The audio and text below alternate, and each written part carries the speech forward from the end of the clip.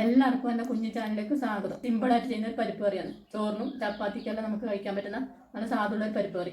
നമ്മൾ പരിപ്പ് കറിക്ക് ആവശ്യമായ കുറച്ച് പരിപ്പ്, ഒരു വലിയ സവാള, ഒരു തക്കാളി, ഒരു 5 പച്ചമുളക്, ഉള്ളി കുറച്ച് വലുപ്പത്തിൽ അരിഞ്ഞിട്ട് തക്കാളി നമ്മൾ കുക്കറിൽ വേവിക്കുന്നുണ്ട്. നമ്മൾ അരിഞ്ഞ് വെച്ച കഷ്ണങ്ങളും പരിപ്പും കുക്കറിലേക്ക് ഇട്ട് അത് മുങ്ങിക്കിടക്കുന്ന ഒരു തരത്തിൽ വെള്ളം ഒഴിച്ച് മഞ്ഞൾപ്പൊടി ഉപ്പിട്ട് കുക്കറിൽ അടച്ച് വെച്ച് വേവിക്കാം. നമ്മൾ വറവിടാനുള്ള ചെറിയ ഉള്ളി, വെളുത്തുള്ളി, തോരെല്ലാം കളഞ്ഞ് കഴുകി ചെറുതായി അരിഞ്ഞെടുത്തു. 3 വിസിൽ വെച്ചിട്ട് അത് പരിപ്പും കഷ്ണമിട്ട് നല്ല വൃത്തി വെന്തു. നമുക്ക് വറവിടാം.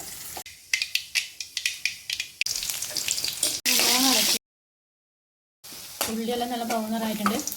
ഉള്ളി വറവല നമ്മൾ കറിയിലേക്ക് ഒഴിച്ചു കൊടുത്തു. വറവലിട്ടു. അപ്പോൾ നമ്മൾ കറിയെല്ലാം റെഡിയായി. ഇപ്പോൾ പരിപ്പ് കറിയെല്ലാം റെഡിയായി.